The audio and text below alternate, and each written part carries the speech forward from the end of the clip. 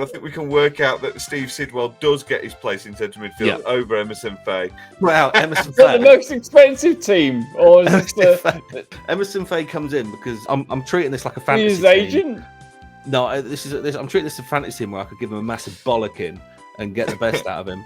And secondly, if you played with him on Pro Evolution Soccer 2008, he could score from the halfway line. He had a really good kick on him. And so therefore I expected him to do exactly the same when he played in the Premier League. Welcome back to When Football Began Again, the podcast that takes a nostalgic look at the Premier League era.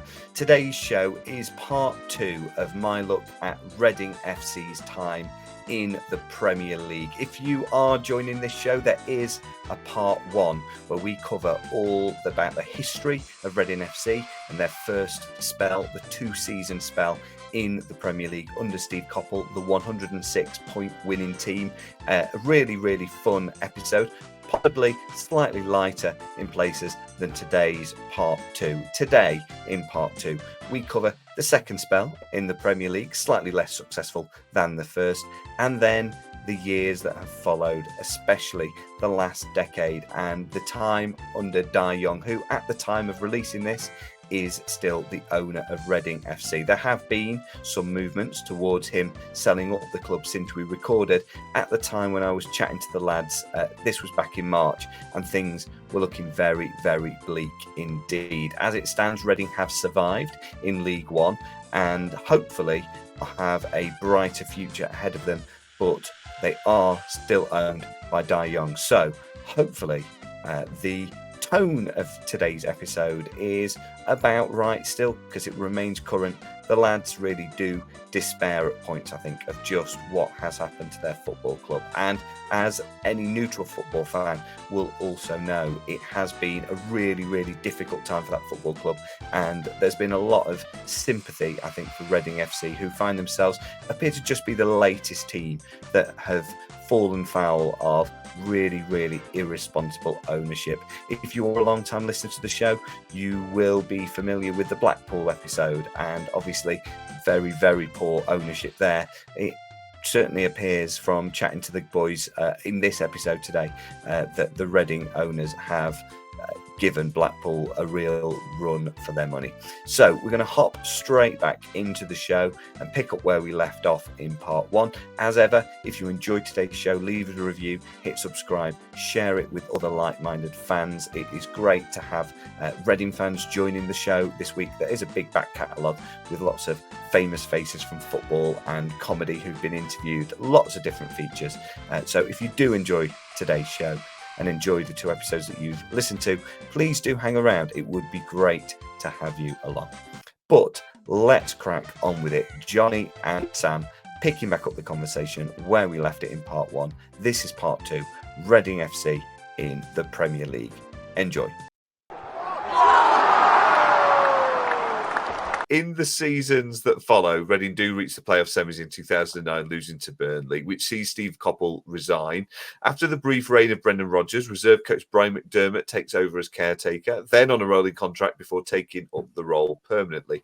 The Royals reach Wembley again in 2011, losing to Brendan Rodgers' Swansea City in an unlikely grudge match. After a decidedly shaky start to 11-12, Reading are second bottom after 6 games. Faith is kept in Brian McDermott, who repays it in spades by leading them up the table to become eventual champions.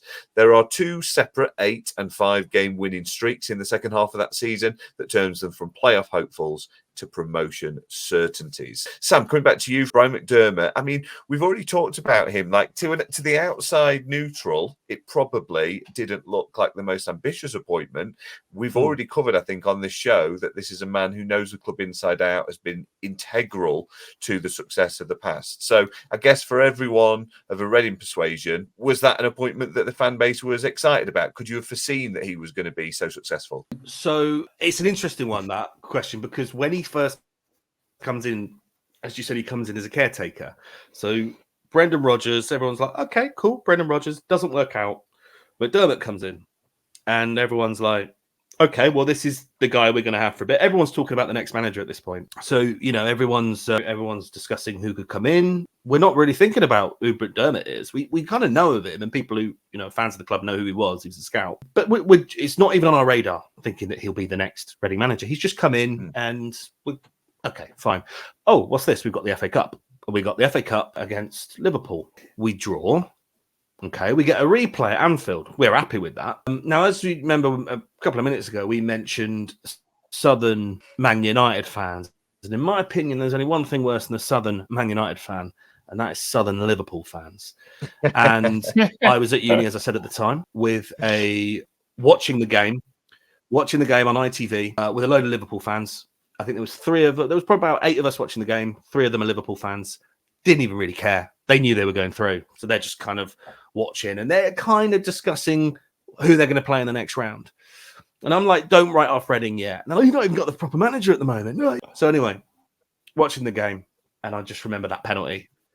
And I just remember, Long going down, and I remember just knowing it was a penalty.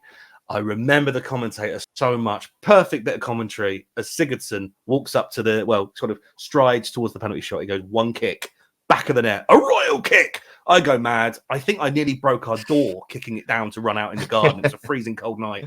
And I'm just yelling at the top of my voice, jumping around, going crazy. And then I come back in, a few minutes later, we could take them into extra time. We win the game with a brilliant nutmeg from Gunnarsson. Gunnarsson had been a little bit absent, for the last 2 seasons, and suddenly comes on the pitch, nutmegs, beautiful cross, Shane Long, back of the net. That sort of really rocketed Shane Long into scoring, on his part of scoring lots of goals. It was again, one of my favourite Reading games. For what it meant, where I was that night, I remember we all went out afterwards and I took a Reading flag out with me. I've still got the pictures of me out that night in the middle of a nightclub holding a giant Reading flag. And, typical Liverpool fans, typical Scousers, wet down, mate. I'm a Liverpool fan. It means the world to me. And, so I was just loving it. I absolutely loved that night. The look on my mates' faces. For me, that was the turnaround because we'd had a real hard time. For me, Sam, I was in Australia in the morning. I was watching the game. And then Joby McAnuff had that run where you think, oh my God, this is going to be the goal of the game, wasn't it? When he put it past the post, you're going, no. And then Brynjar did the thing, and it was like, I'm late for work. I can't go to work. This is Reading beating Liverpool. And then Longy put that header in. And the thing with Shane and Brian McDermott, their connection is so special. I think if anyone ever knows what Brian did for Shane when he was struggling with his football ability or whatever, Brian was there and he made him that player that he was. The horrible bit was when we lost that playoff final to Swansea, Shane couldn't win that. And then when he came back 2 seasons, last season, whatever we want to call it, it was so great to see him back in a Reading shirt because he is one of the most wonderful people I've ever known of.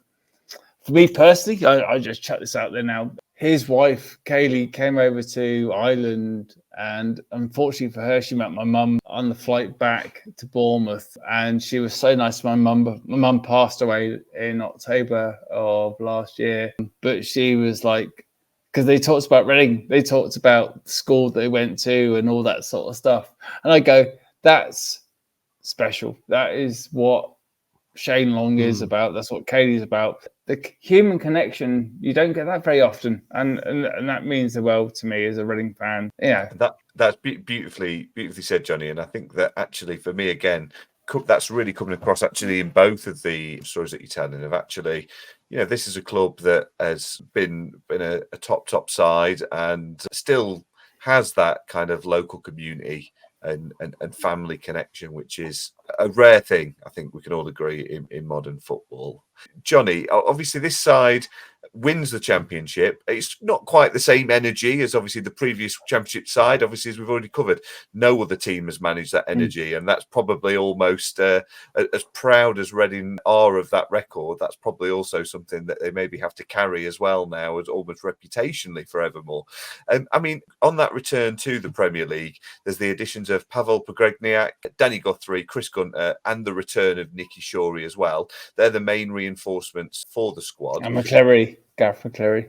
And Gareth McCleary as well. Yes, yeah. I mean, were you sort of feeling as confident as you were in that previous in that previous promotion? Do you know what the story is for me personally as a fan? So, like I said, share this video. So I was in Australia. We came. My eldest Liliana was born. We come back to see like family in Ireland, and then we arrived back when we beat West Ham 4-2 at Upson Park on the Saturday.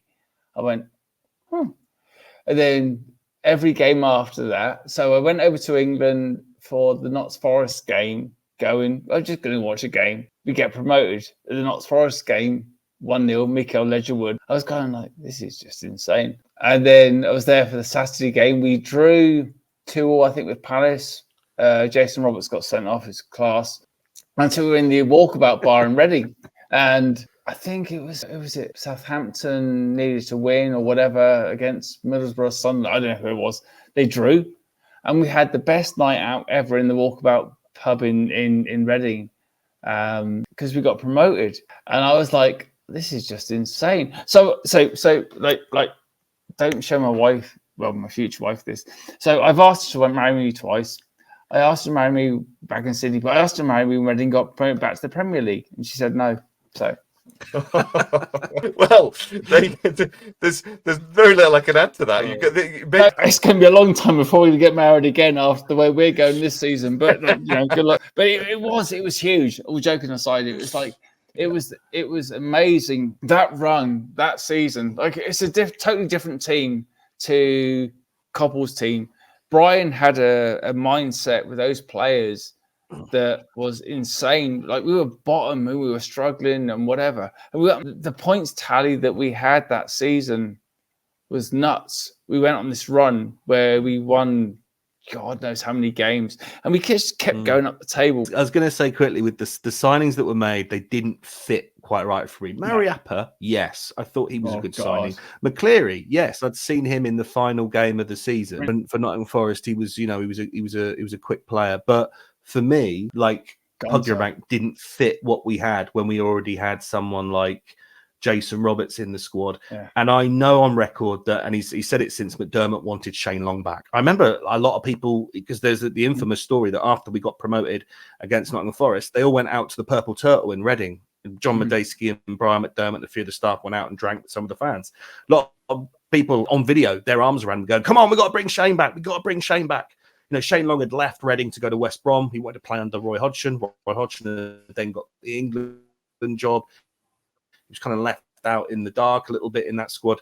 We certainly expected he was going to come to Reading. Now we're in the Premier League. It was a no-brainer. The story goes he approached the new owner, Anton Zirovic, about bringing in Shane Long, and he wasn't interested. He'd rather bring in his own, countryman, Puggerbank. And in he comes. He doesn't quite fit in with what we've got. And then before you know it, Noel Hunt goes out injured. Jason Roberts goes out injured. And we just didn't look or feel like the squad. We talked earlier about how the 106 squad carried over into the Premier League. I know it was a different time, it's a few years later, but it just didn't feel like the same team. It just felt a little bit out. It's a difficult start to life back in the top flight with the last-minute penalty against Stoke, securing a point, and further draws against Newcastle, Swansea, QPR, Fulham, and Norwich as well. It will be mid-November, though, by the time the first 3 points are secured against Everton to lift the Royals out of the bottom three. But it's followed by a 7-game losing streak that leaves McDermott's men rooted to the foot of the table by Christmas Day with just 9 points from their opening 18 games. Sam, there are some performances of promise. There's a 7-goal thriller that ends in defeat to Man United. But again, I mean, is there ever that discontent with the way that things are going with McDermott? Or again, is he again one of those managers that's got credit in the bank? Well, I mean, this part of the season was obviously so harrowing. Johnny's had to leave. He's anyone viewing. He's just gone, no, not this. Okay. Not this again. It's a shame he's gone because there's something I really wanted to discuss with him, which I will mention when he comes back, because I've got a theory of how we did so poorly that season. While he is gone, I will mention that I've always had this fun little joke on social media that there was a conspiracy to get rid of Reading that season because of the amount of poor decisions that went against us. It starts with that game against Chelsea when we, for the very first time, touched the top of the Premier League. Our second ever game, we were 1-0 up against Chelsea with a Pogba bank header. But we were top, and then I think it was a draw, and then Torres scored a offside goal, a clearly offside goal. As soon as it was scored, commentators are saying, he's offside, and it was given. We also had the Denver Bar handball. We just had all these various dodgy decisions that season. Had VAR existed back then, we would have stayed in the Premier League another season. But that's just my conspiracy that even Matt Letitia says is a little bit too extreme. but ultimately, as I said, there was something amiss. I don't know what it was. And yeah, we did have a few really exciting games where we came in at the very end and, we turned things around and got some late goals, like when we drew against Chelsea. The infamous game where we beat West Brom after going 2-0 down. But to me, there was a psychological issue with the squad. And that all came from the now infamous 7-5 game against Arsenal. Don't. It was a League Cup game, October 2012. We were 4-0 up against Arsenal. Now, we hadn't had a great start. I said we hadn't had a win yet in the Premier League. We're 4-0 up against Arsenal. We just started to get things going. It was like, great, this is a great opportunity. And then obviously things happen and we end up losing 7-5. To me, that psychologically damaged the team. I think there was a real anxiety in the squad at that point that no matter how many goals we can score against a Premier League team, we could still lose this. And there was just a couple of games after that where we looked very shaky. One against Swansea, one against Newcastle, where we just seemed the bottle sort of went. There was a nervousness about our defending. And I feel like that game, that as soon as we lost that game back in October 2012, I had this horrible feeling we were going to get relegated. So I just thought, how can you go through that as a squad and get over it? It was horrific. It was such a horrible experience for the fans, for the players, for McDermott. I think it's a mad theory, and maybe there's lots of people who know a lot more about sports science than me, but for me, that just psychologically did us in for the whole season. Yeah, and another remarkable scoreline as well, of course, obviously after the 6-4 and 7-4 of a few seasons earlier as well. I mean, the festive period does kickstart Reading's season eventually, starting with a point on Boxing Day. They pick up a further 13 points from their next 6 games. There's wins against fellow relegation-haunted Newcastle and Sunderland to lift themselves out of the bottom 3 going into February.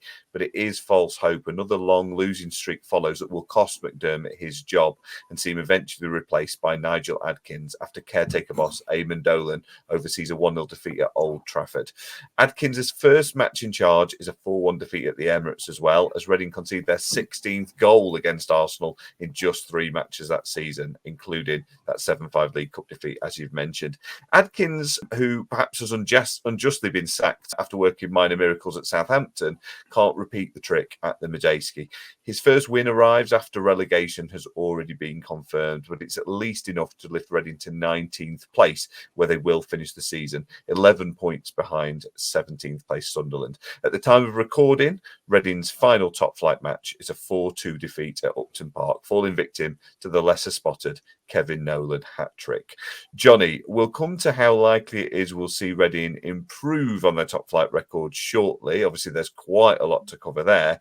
But over a decade has passed since that relegation. I mean, how is that season remembered by the fans? Is it sort of one where, Sam's touched on it upon there, maybe the psychological impact of those heavy defeats and so on. Obviously, it wasn't as competitive as that first spell in, but how's it looked upon and remembered? We did our best. I think as a fan, like you're going, like the squad was never the same as the 2005 squad because it was a unified squad. Brian did an amazing job with the players that we had to like the last, I think it was from Christmas onwards, we went on this insane run. It was belief, it was passion, it was whatever you call it. As a Reading fan, you can't sit there and go, geez, we haven't got millions of pounds in the bank. We can't expect everything every week. But what he did, he punched above our weight with that team. We had J-Tab, we had Adam Lafondra, who is one of the most clinical finishers I think I've seen for Reading, Fox in the box, if you want to call him. A different finisher to Lita, Kitson, Jimmy Quinn, all the different players you want to talk about. But he got us promoted, in the most, we're an average team getting promoted because it was built on team spirit and belief, like Koppel had. What Cobble had was quality. Brian didn't have that with the team. That's the difference. And I don't mean that disrespectfully to anyone that played for Reading, because I wouldn't do that. I wouldn't hang around to dry, but that was the difference. Unless you have investment in that team for the next season, we were never going to get anywhere. With that squad, I feel like, look, I mean, this is probably an unpopular opinion, but I mean, we talk about how brilliant Alan Lafondre was, and he really was, and he did win us some games in the Premier League that season. There's two things I want to sort of cover. One thing I want to say quickly, which is probably a very unpopular opinion, which Reading fans will probably massively disagree with me, but I feel that had we gone up in the playoff final, we actually had a stronger squad then to have competed in the Premier League. We weren't also overshadowed by this new owner who made some controversial decisions. I think McDermott would have had more say in who we signed going forward. Might not have had as much money, but I think McDermott always was happy to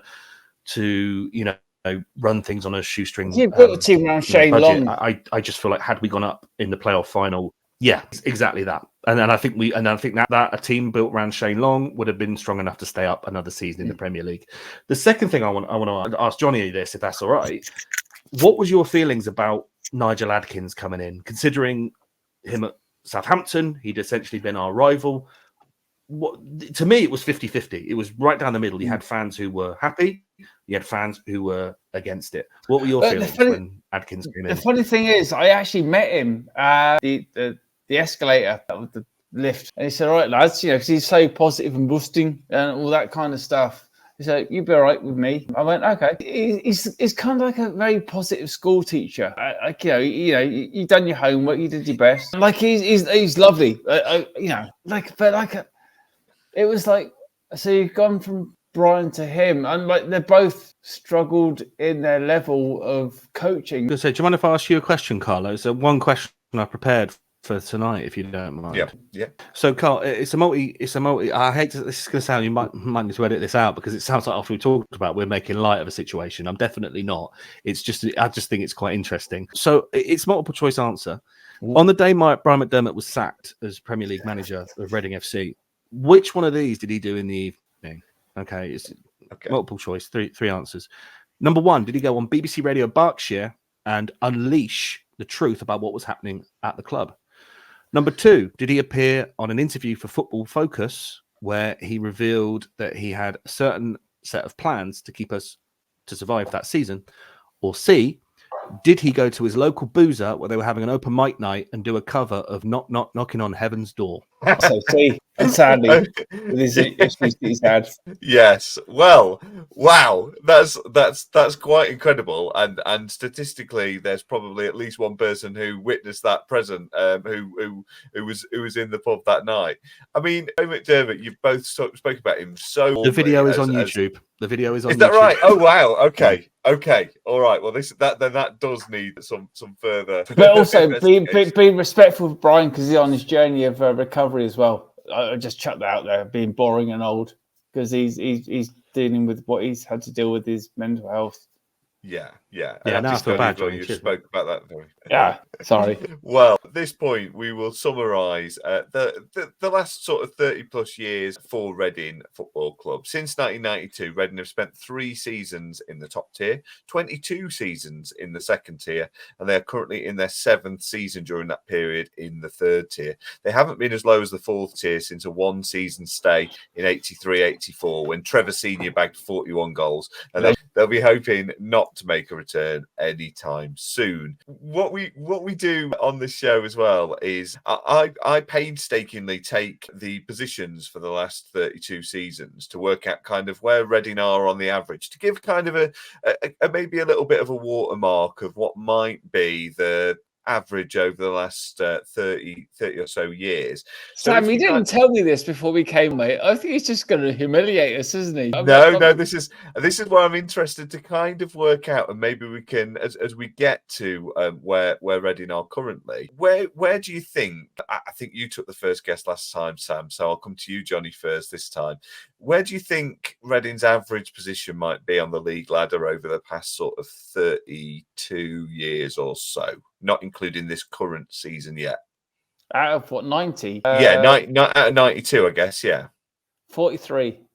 43, okay. What about you, Sam? Would you go a little bit higher or lower than that? I'm gonna say 50. You're going to say 50. Okay. It's actually 33rd on the league ladder, or effectively 13th in the championship.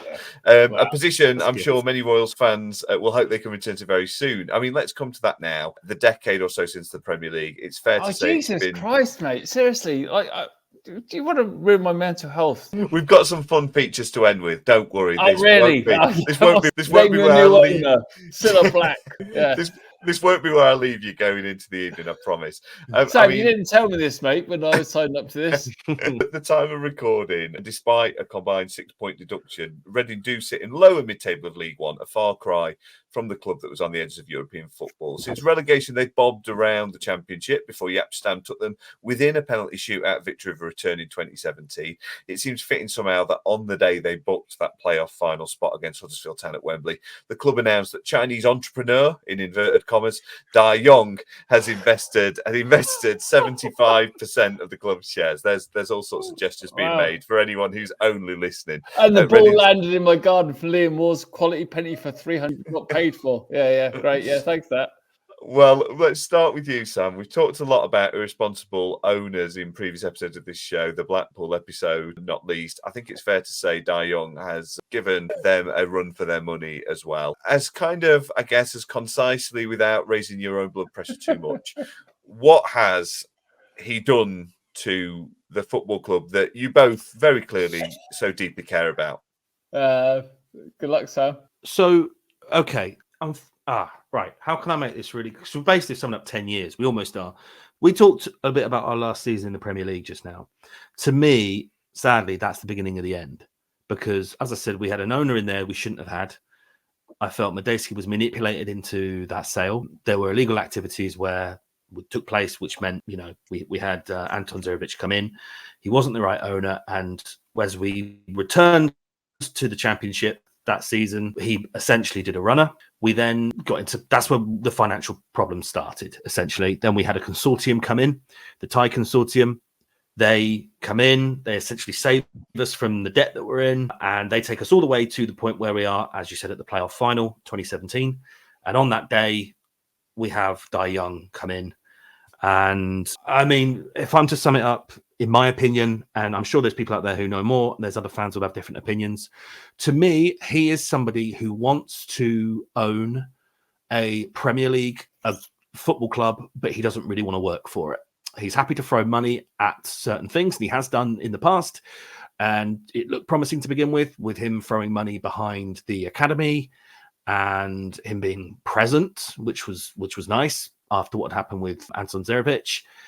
But as things go wrong, as an owner, you need to be prepared to do work to help that club. He had a record of ruining 3 clubs before he came to us that have fallen to bits. The EFL should have known this. The EFL should have been wary of this. He should never have been allowed to buy the club. He doesn't, unless the club are doing well, he doesn't care, is what I've always felt with him. It's that he wants to own a club that just, he doesn't want to get involved in the business side of things. He just wants to let it be. He just wants to throw money at it and go, yeah, that manager looks good, I'll buy that. That player looks good, I'll buy that. Blah, blah, blah, blah, blah. Throw the money at it. And then when it doesn't pay off, he's not prepared to make any decent business decisions or let anyone who can make decent business decisions do anything. He doesn't listen to managers. He doesn't listen to people who work there. Everyone comes off the back. We've had some decent people work for our football club. Brian Tiverton is one. And he didn't listen to them. They all come away disgruntled. Their one issue, issue that they all have is Dai Yongge, is paying. It's dead issue. They're not present. They're not prepared to essentially they have it as this little side project. It's almost like, I always think of it as that they're using Reading like their own little betting app. They're never going to put too much of their own money into it, but they're happy to gamble with put X amount of money in. They're happy to gamble that, but they're not happy to do anything else with it. We're at the point now where we have fallen into tax issues. We've had tax bills to pay. It's his club. It's his responsibility. He should be paying that. He's not paying it. There's staff that needed to be paid who weren't being paid. It's his club. He should be paying for it. Instead, what he does is he sells various assets of the club to pay for it instead. We're currently talking about us selling our training park, basically. You know, we're going to be selling our training facilities, our training ground, because he doesn't want to put the money in his own pocket and pay for bills and stuff. It's what we've done with players. We've already been struggling this season, and we've lost a lot of good players to pay for tax bills because he doesn't want to put his own money into it. He's not prepared to spend any more money on this club. So the right thing to do is, if he doesn't want to spend money on it, he doesn't with it, which he quite blatantly doesn't want to, he should sell it. Okay, we're being told he wants to sell this club. I do not personally believe he has any interest in selling this club, because let's just put it in layman's terms. If you want to sell your car, you might do up your car before you sell it. Give it a clean. You got a broken wind mirror, fix the broken wind mirror. Makes a bit of a funny noise, maybe get that looked at by a garage first before you put it on the market. What you don't do is you don't go around your car taking bits out of it to keep for yourself. You don't go, oh, look, that CD player's worth X amount of money. I'll yank that out. Oh, the wing mirrors look quite nice. I'll just take them off as well. And you leave the car in a poor position to sell. We're told, before Christmas, yeah, he's definitely going to sell. He doesn't want to be part of this club. We need to sell this club. He wants to do that. Well, if that's the case, why is he selling some of our best players? Who wants to buy a club in League One as it is? And not only that, a club who are struggling at the bottom of League One, a club in a lot of debt, and a club who now, the current owner, is selling off some of our best. It's really worrying. We're told to stay positive. We like to think there's a light at the end of the tunnel. But to me, and having worked for companies where this has happened for, it looks to me like someone who's come into a business and is stripping its assets to make as much money as they can before the whole thing folds. And that scares the hell out of me. Yeah, absolutely. So in a nutshell, he most probably is the person who killed the club. Well, very passionately, eloquently put, Sam. And again, it's one of those stories that is getting that wider notice from wider football fans. I think there's been a lot of support from opposition fans that have shown their support as well. Johnny, do you want to add to that? Yeah, we need, there's a $1 million deficit in the club for this month. We know that, being on the Supporters Trust as a member, whatever you want to call it. We need to just do what the fuck we can to help each other to get through this period. It's desperate times. It really is desperate times where we need to find a way to help each other. He's vile. It's heartbreaking as a Reading person, as a fan, and whatever you want to call it. But we need to make something happen.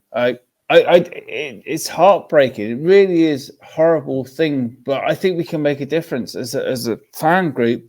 It's our fucking club. I don't give a shit about the owner. I don't give a shit about. It's our team. We need to fight for our identity, and we need to make it happen. But it's horrible. It really is horrible. It's heartbreaking to see. And Yeah. we need to find a way through this. But I never thought I'd see this. And we've been through some shit times as a football fan and football in general. But this is where we're at now. And it is horrendous to see. I think for football fans in general, the state that Reading find themselves in, and that actually this does seem to keep happening with various clubs. Yeah, but the EFL are clueless. The EFL don't give a shit. Our owners liquidised 2 clubs. This would be the 3rd. The EFL, basically, what they can do is they can give 28 days notice. They can get rid of him as an owner. That doesn't help Reading, but it helps them because he's done our job. And they're full of shit. They really are. They're all about looking after themselves. Yeah, football clubs are about the fans, the people that all the backroom staff at Reading, that do the jobs, the administration staff. I just want my club to exist. I don't care what league it's in, where we end up. Sam's the same. We've been through so much shit the last few years that we can sit here and talk about it because it's our home. The thought of losing my home as a football fan, where I can go back to, even though I live in Ireland, it means the world to me to connect with Sam about podcast shite, and this means the world to me as a football fan. This means talking to you. If someone says your football club doesn't exist anymore, what the fuck is that? I'm sorry, but that is just wrong on every level. Yeah. We've been here since 1871. And we deserve better, but the EFL don't give a shit. The Premier League don't give a shit, and it's wrong. And it's sad. It really is heartbreaking. Johnny is known throughout the club, our fans, players. All right? This club I love this club. Johnny, just you cut Johnny open, he bleeds blue and white hoops.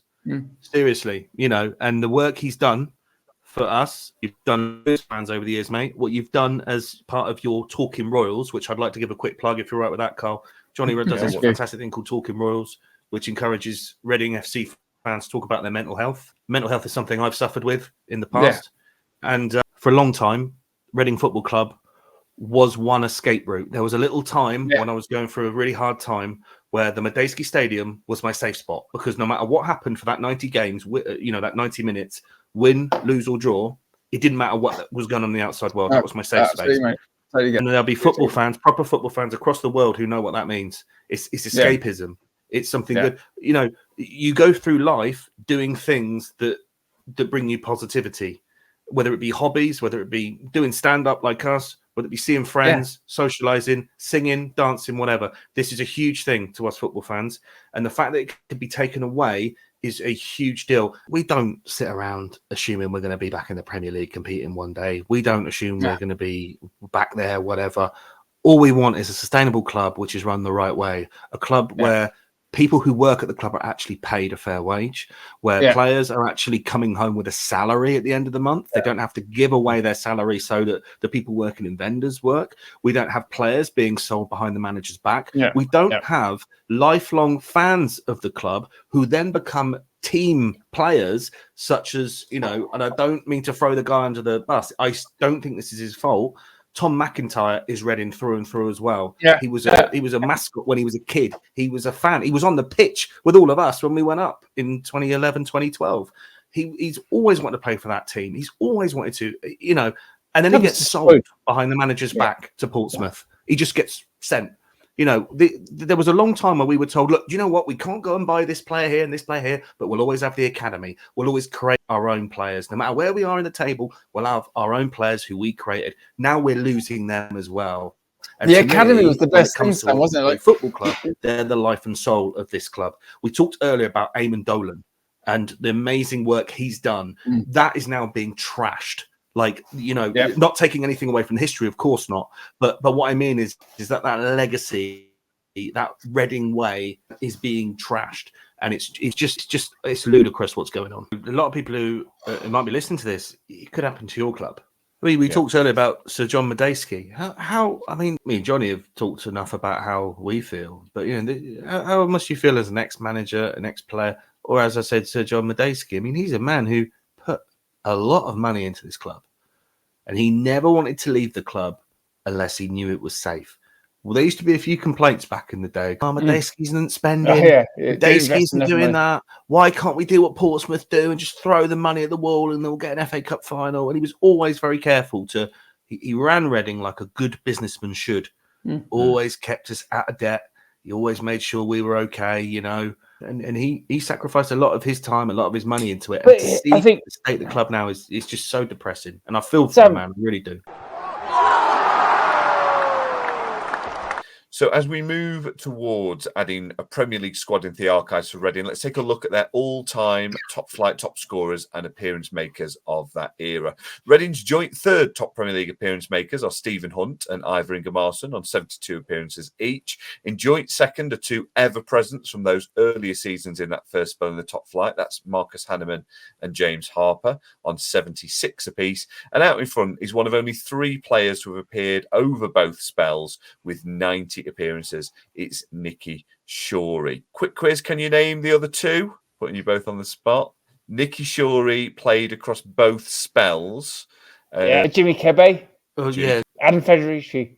Federici's the other one. Well, I was going to say, did Hal Robson Canoe come into the squad? No, he's a twat. Yeah. I'm feeling we could get onto that in a moment as well. In terms of goals, Stephen Hunt and James Harper are tied on 9 Premier League goals each. Adam Lafondra and Dave Kitson are tied on 12 each. And Reading's all-time top-flight goal scorer with 19 is Kevin Doyle. So as part of our countdown of the top 51 now Premier League teams of all time, we're placing an agreed starting 11 and 5 subs into the archives to represent their club for the Premier League era. I like to think of this format as basically if FIFA or EAFC or whatever launched a Reading FC all-time Premier League 11 and 5 subs, who would be in the team? Now, you've both separately sent me your teams. I'm going to go through the players that you both agreed on. There are 5 or 6 of them, I think, across the team. So, Graham Murty at right back, Nicky Shorey at left back, Ibrahim Sonko. He's M-U-R-T-Y. Is he sure he is? He's M-U-R-T-Y. M-U-R-T-Y. Sonko is also Superman. Sorry, mate. You're here all night. James Harper, you both agree on. USA. Dave Kitson, you both agree on. And Joby McAnuff, you both agree on. You both did also have Leroy Lita and Jem Karachan on the bench for both of your teams. Now, let's come to a few of the players that are maybe still up for grabs. Now, Johnny, you've got Marcus Hanneman in goal, which I must admit from an outsider I thought was a gimme. Sam, you've got Mikael Anderson. Did Mikael Anderson play in the Premier League? Listen, stirring it up, mate. He's Right. a shitbag. I knew we'd have some depressing chat tonight, what with the current state of Reading. So I thought I'd inject a little bit of fun into this. And Johnny's team was full squad that I would possibly give them 1 or 2 names, would say it's spot on. And I'd throw in some wild cards in there, pure for nostalgic reasons for us to discuss for many reasons. So Mikael Anderson, he makes it into this squad for the following reasons. When I played Pro Evolution Soccer 2008 at uni, for some reason there was a glitch in the game that Mikael Anderson was completely unstoppable if you played him in goal. And it only worked if I shouted Mikael as loud as I could every time an opposition friend of mine as the opposition took a shot. So purely off the back of his 2008 Pro Evolution Soccer 2008 performances is why I picked him. Secondly, I believe he only made 1 start for Reading, I think in maybe 2014, which I officially marked as Mikael Anderson Day, where I changed all my social media names to Mikael Anderson and changed every photo to Mikael Anderson to mark Mikael Anderson Day. So that's the only reason I've included him. Obviously, I'm sorry, Mikael. I love you to bits. You don't make it. Obviously, Hanneman will come in there. Although I would say, in seriousness, Federici is the main one. He's the most soundest person. I'd actually. He's great. You know, Hanneman in for Federici. Then we both agree on Sonko, but Ingemarson or Pierce at the back was your centre halves. So I loved Alex Pierce because he was a nutter, and I played the. He can play football. Yeah, but that doesn't matter. Do you remember that little step over he did before he did that? Yeah. I just loved that he was a bit. Again, I looked at those 2 at the back and went, yeah. Carl, when I saw his team set up, I was like going, this is a 6-0 victory, to be honest. Against. I'll be honest with you, as a neutral, I was thinking very similar. I was going to try and make some cases here. I think we can agree then. I think we can work out that Steve Sidwell does get his place in centre midfield over Emerson Faye. Stephen, wow, Emerson Faye, the most expensive team, or is Emerson Faye comes in because I'm treating this like a fantasy his team. agent. No, I'm treating this as a fantasy team where I could give him a massive bollocking and get the best out of him. And secondly, if you played with him on Pro Evolution Soccer 2008, he could score from the halfway line. He had a really good kick on him, and so therefore I expected him to do exactly the same when he played in the Premier League. So I make this then that I think the team maybe. I mean, the other thing that I do like here is that you have got on your subs bench, little known, I would say, outside of Reading, Daniel Carrico. Carrico, I remember his debut, 30 minutes, and he was fucking gassed. He didn't like the weather. And he won medals. Oh, was it? He won the Europa Cup, didn't he? Oh, was Sevilla, was it? Yeah. I think it was Sevilla. I can't put him anywhere near the bench just for reasons that in 2020 he was playing in Wuhan, so it just gives me PTSD, to be perfectly honest with you. Believe it or not, he was. He started it. I don't want to find out about a Reading player. Seriously, you need to research more, mate. Jeez, we've got a lot worse than that. So I think we've got Marcus Hanneman, Graham Murty, Nicky Shorey, Ibrahim Sonko, Ivor Ingemarson, James Harper, Steve Sidwell, Joby McAnuff, Stephen Hunt, Dave Kitson, and it's possibly Kevin Doyle, because you couldn't agree necessarily. I think Lafondra maybe drops to the bench on this. No, you can't not pick Kevin Doyle. Go away. Doyle's the best. Fondra's a super sub. Yeah, I think that's where we go. Yeah, yeah. So that's where we've gone for. So I think therefore we have a squad to go into the archives, gents. That just about brings to the end our Reading chat. What about the manager? Good shout. Thank you for prompting me that. Now on the manager for your teams, obviously there's been a few managers over your two Premier League spells. Obviously Steve Coppell, Johnny was your manager, and Sam, Eamonn Dolan. Obviously, we've spoken about him already during this show. A much loved and very sadly missed Reading, a key cog, I think, in the success of the football club. Over the years we talked about. I did put that in. Obviously, half my squad is for a bit of a laugh, just to sort of counteract the very sincere squad list of Johnny Hunt. But it is a forgotten little thing. It could be a quiz question. He's the only other person to manage Reading in the Premier League, when he took over temporarily. I genuinely believe Eamonn Dolan, who we lost too young, should have and would have become one of Reading's best ever managers. It's a bit like the fact that one day he would have landed the top job, and I think he would have been fantastic. And I would argue that maybe he was one of the best Premier League managers we never had. He's the man that made Reading FC. Yeah. And in a way, what I love about Eamonn Dolan is there's some of the work he's done over the years and some of the work that still continues today off the back of Eamonn Dolan. We're still seeing in the top flight people like Michael Elise. That's from the unit that he put together. He built the club. He made the roots of the club that what it is. You can't put into words what Eamonn did. It's now time to step away from Reading for a moment and put another player in the Premier League of Nations Hall of Fame. We're doing these in roughly alphabetical order each episode. You guys have maybe got a slightly rough draw here. It's the East African nation of Burundi, sandwiched between St. Kitts and Nevis and Nicaragua in 141st in the FIFA World Rankings, and a nation which has, to date, provided just the two Premier League players at the time of recording. But who is the greatest? You decide. Is it Gail Bigirimara, the 30-year-old, currently former Coventry City youth player, born in Burundi, who left as a child due to political unrest? Representing England at under-20 level, he switched to the nation of his birth in 2015 and made 22 appearances for them. His Premier League career would consist of just the 13 appearances for Newcastle United, scoring once against Wigan. He'd later returned to Coventry via a loan spell at Rangers and has since played for Motherwell, Hibs, Solihull Moors, and both Glentoran and Dungannon Swifts in Northern Ireland. He is married to a former Miss Coventry, if that's worth bonus points for either of you.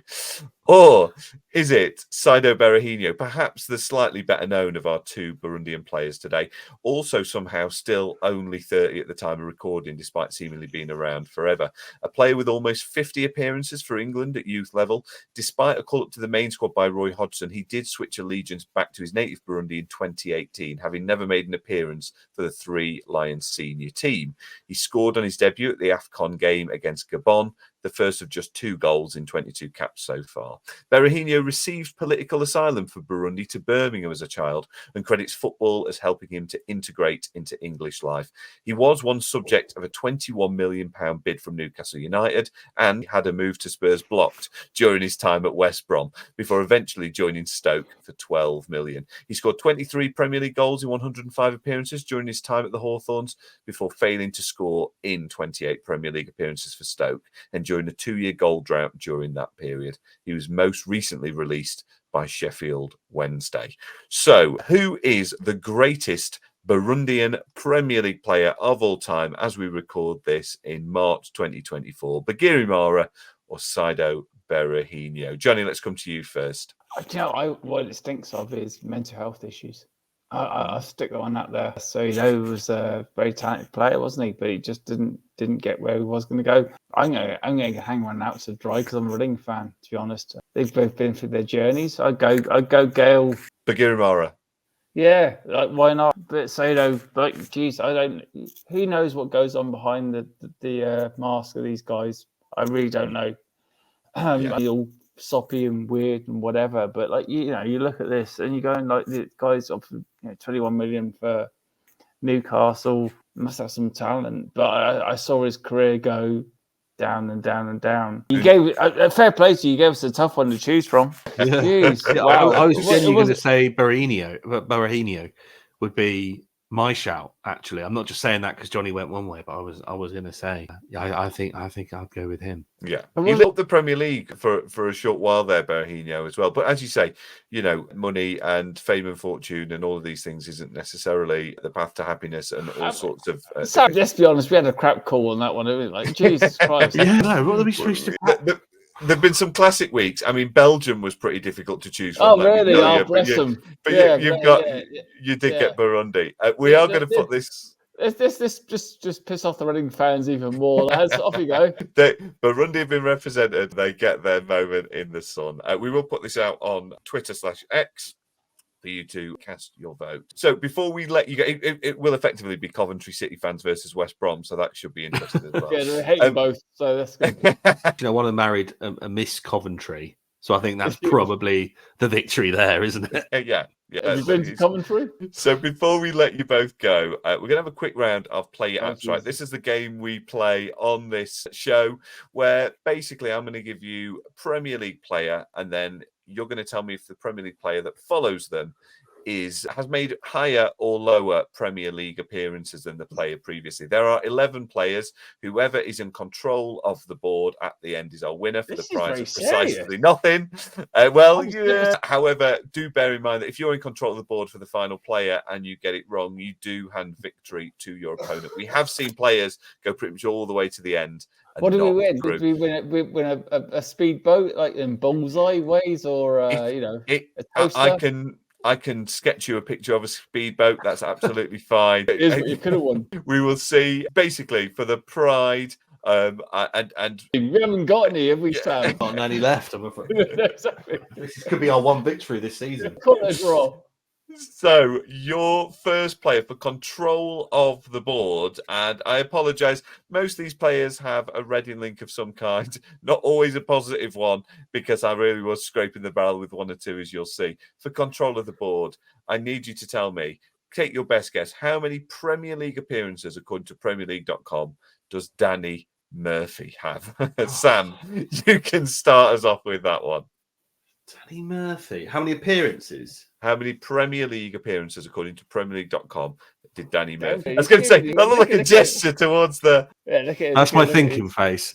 Danny Murphy. My hands are here. He's got, hi, darling, I love you. Please tell me how much appearances. Danny Look at Murphy. his body language as well. I mean, I'd say out loud, think my wife might know, but she's probably got about as good a guess as I has. Danny, 150?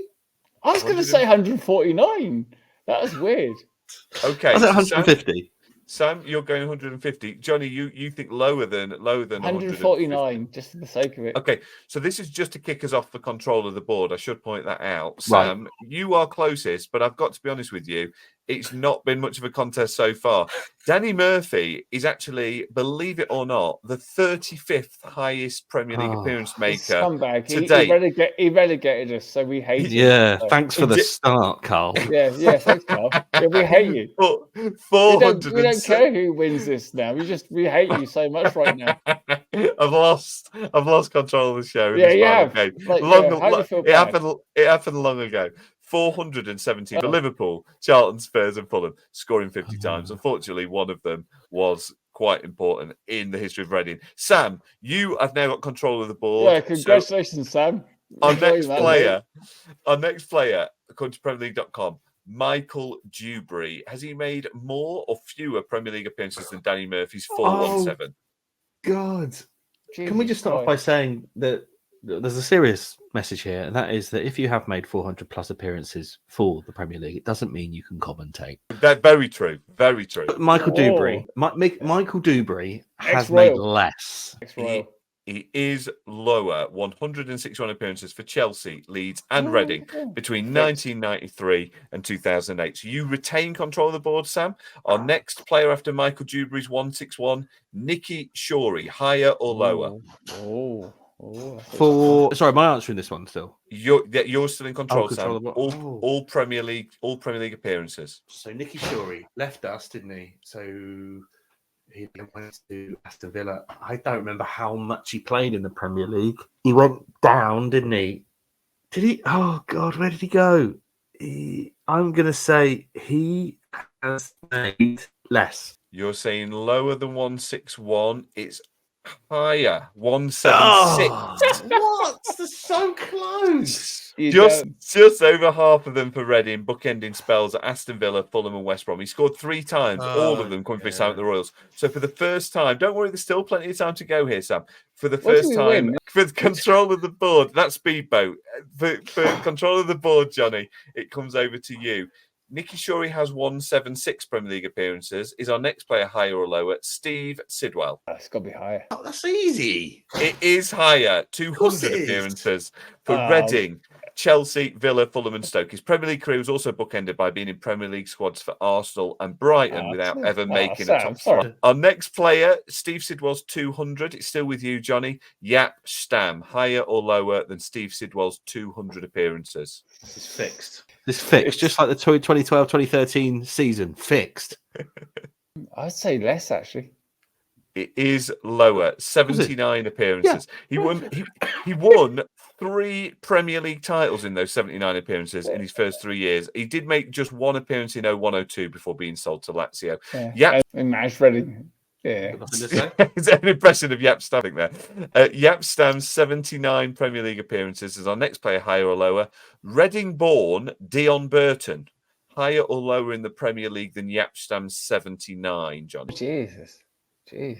That's better. Look at Sam. Sam's getting a bit stressy there, isn't he? I play mind games with him. Living. Like I've never seen him so stressed. Like, he deals with hecklers. He deals with whatever. But like he's actually starting to rock. I deal with his clients every day at work, but I think he's stressing. I tell you, it's competitiveness, mate. You got come on, give your answer. Come on. I'm gonna keep you waiting. How long do I have to? Until the next tech issue, not long, probably. I'd say I'm gonna say higher just to annoy him. It's probably wrong. It is higher, 119 appearances for Derby and Portsmouth, scoring 22 I think times. I'm having some tech issues. You're still 5 from the end. There's a long way to go. I have to go to work tomorrow. So Dion Burton's 119 Premier League appearances. Here's a tenuous link to Reading. Emerson Royale. Has Emerson Royale made higher or lower appearances than Dion Burton's 119? For who? Well, I can't tell you that, you see. This is part of the game. Emerson Royal. Is he the one that plays with Tottenham now? Is that the Wigan dude? Could be either. Wow, he's a great host. Bring back Jim Bowen and my fucking speedboat. I'm going lower. It is lower. At the time of recording, 75 appearances for Spurs across 3 seasons. Emerson Royale's 75 appearances. Is our next player higher or lower? Leroy Lita. Oh, that's an interesting one. 75. Leroy Lita. He played for Swansea. He played for us. That's going to be close. I'm going to lose this one. I think I'm going to say lower. You reckon? Of course it is. 65 appearances, only 10 lower, but 65 appearances for Reading, Swansea, and Birmingham City. You're still 3 from the end. I can already sense what Sam's response is going to be to this next one. It's going to get tight, I promise you, though, by the end. Leroy Lita's 65 appearances. Is our next player higher or lower? Ian Hart. Oh, higher. 237 for Leeds, Sunderland, and Reading. 67. By the way, Ian put a Hart. veteran in. Who's Michael? Ian Hart, 237 appearances. Higher or lower? Joke. This is an absolute farce. This. I've got to tell you, Nicky Shorey is out of the squad, by the way. Oh, I'm having Joseph Mills instead, or Sean Cummings. He can go in instead. I've got to tell you, Shambles. these are the same order, no matter who's in charge of the board. 237 for Leeds, Sunderland, and Reading. He kept 67 clean sheets. He did. Scored 28 and assisted 36. Very much the Kieran Trippier of his day of fantasy football teams around the country, I would say. Sam. Johnny, you are 2 from the end. Yeah. I have a feeling you are going to be in control of the board, but we'll see by the very end. Really? That's something. However, Sam may well be able to snatch it at the end. Ian Hart's 237 is our next player higher or lower? John Oster. Are you having a laugh? Let's go lower. It is lower. 104 appearances for Everton, Sunderland, and of course Reading, scoring twice. These are all the players I could find with Reading connections in the Premier League that wasn't just Reading, which means, Johnny, it's in your hands for the final player. John Oster made 104 Premier League appearances. 104 Premier League appearances. Get this right, and you are a winner. Get this wrong, and it What passes do I over win? to Sam. I'm so glad there's not a prize. Our final player, Danny Guthrie. According to PremierLeague.com, Oh, that is could be a Danny close one. Guthrie's Premier League appearances higher or lower than John Oster's 104? Danny Guthrie. Oh my god, that actually be a tough one. But do you know what? I couldn't. If I lose, I couldn't lose to a better man than Sam. I feel bad now for being so livid. Oh my god, like he was shite. But like if it is, it's about one game more, one game less. So he played at Reading. What's my heart tell me? I'm gonna get this wrong. I'm gonna get this wrong, and Sam's gonna win the deal. Where did he go after Reading? The toilet shop. The thing I love about this game is it always starts out quite light-hearted, and it always gets to this point. It's not. Like you've created the questions. We're Reading together. I don't care who wins. I do. No, just quickly. What was it? What was it again? What was the last one? John Oster. No, Danny Guthrie. I'm going to go less. I'm going to go less. You're going to go less. Would you have gone higher or lower, Sam, just out of interest? To John Oster? Yeah, has Danny Guthrie played? Has Danny Guthrie played more or fewer appearances than John Oster? I was just trying to Johnny.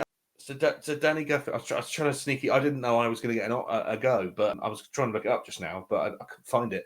So has Danny Guthrie made more appearances in the Premier League than John Oster? John Oster. And what was John Oster's number again? 100. You're cheating.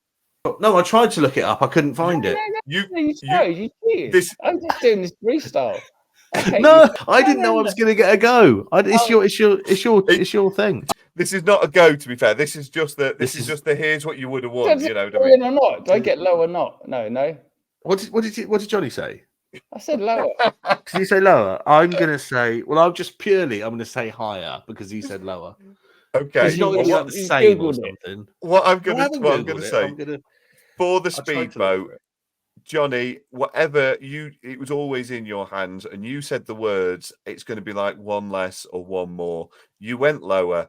Johnny, you were correct to go lower. Danny Guthrie has made one fewer Premier League appearance than John Oster. You take the win. And look at that. Royals together.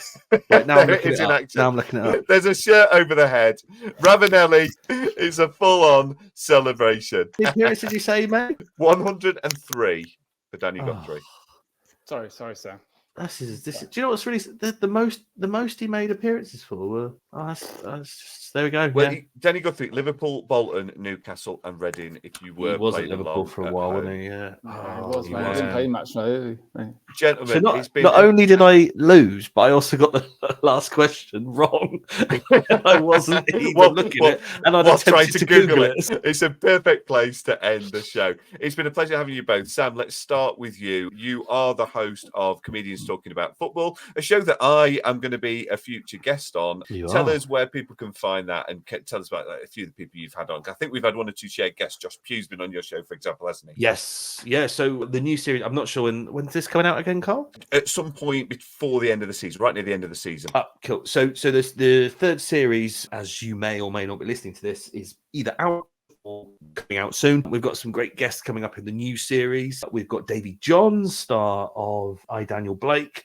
We've got Neil Fitzmaurice, star of Peep Show, Jeff in Peep Show. We've got some really good guests coming up in the third series, including yourself, Carl Jones, as well. Very excited to be chatting about Tottenham for the first time since I had David Alfie Ward back in Series 1. So that's going to be great to talk all things Spurs. If it isn't out yet, the time listening to this, we've already had some great guests on before, the likes of Josh Pugh, as you mentioned, Carl, Maisie Adam, we've had on the stars of This Country. Yeah, loads of really, really great guests. Nathan Caton. So yeah, it's the most self-explanatory podcast in the world.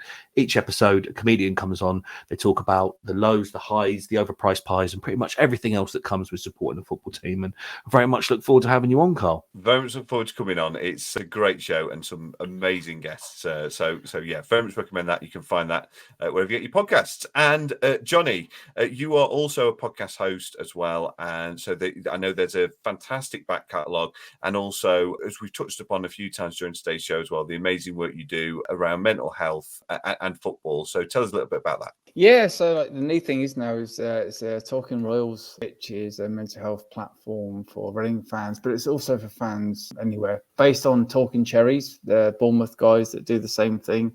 It's just reaching out to people to have a community to talk. Yeah, like it's everywhere. Mental health means the world to me. I do stuff around eating disorders and see change over here. And I think I might be doing a walk, trying to raise some money for fixing the gap between what's going on at Reading at the minute. That's another story. Yeah, it's what it is. It means the world to me. This is fun. I've enjoyed it so much, but it's an ongoing conversation about making a difference. 1871 podcast I was part of with Mark, which is brilliant. We've had so many good people on there, but life moves on. We do different stuff. Hopefully we won't get relegated. And Can I just come in, Carl, and say that, Johnny, you've massively underplayed how brilliant that podcast is. I personally, and I'm not just saying it because you're here, think it's the best Reading podcast ever made. Never before have I heard a podcast that really gets to the nitty-gritty of the players' experiences working at the club. We've talked a lot about that 106 season tonight. I tell you what, that you've got the likes of, you've got so many players from that season come on and share some incredible stories that we've never been heard before. Never been heard before. You've even got the top dogs on there. Brian McDermott, Steve Coppell. Steve Coppell, he's not a media guy. You hardly ever see him on the telly doing interviews. He's a Manchester United legend, Reading legend. You guys got him sat down for ages, and he was just. He's very humble. I do humble. I don't do that. But one of the funniest things he ever said in that podcast, if you ever listen to it, he said about football. He said, "I've never retired from football. Like football retired me." And he was at a golf day, and somebody went up to him and he said, "I thought you were dead, Steve." And he was like, in his Scouse accent, it was so Steve Coppell. Yeah. And it was like that's him as a person, because he's so humble. He doesn't seek attention as a human being. He just does what he does, and that's kind of, I guess, what I do. But it's what it is, and to do this for you guys, I just want to make a difference in the world. Life's shit sometimes, and so I say it as it is. And to do this with you is fun. It really is. It's like football means the world to me. As people, it does. So yeah, thank you. Thank you both so much for giving up your time. You've both really passionately put across both your love of Reading FC and sincerely from a fellow football fan, I hope that the days are brighter ahead in the very, very near future. I know a lot needs to happen for that to happen, but as it stands, as we record this right now, hopefully the future is much brighter and you can get your football club back really very, very soon. So thank you, gentlemen. Really appreciate having you on the show, and we'll put all the links to everything we just mentioned in the description. But for now, thank you very much for listening. Thanks, Johnny. Thanks, Sam. Thanks, Carl. Good luck with editing this. Yeah.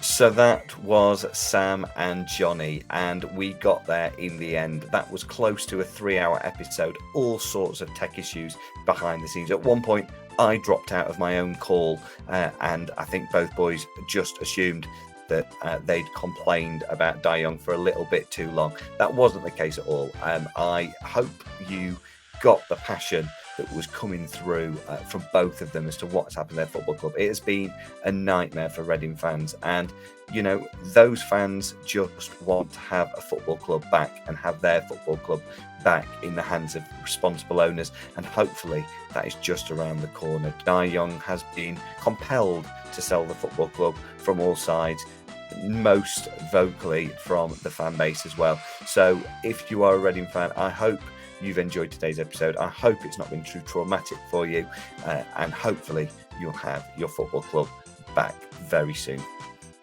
We did also cover the Premier League of Nations Hall of Fame, Burundi, and the greatest Burundian player, two to choose from, Gael Girimara and Saido Berahino. That will be going live now on X, so at WFBA Pod.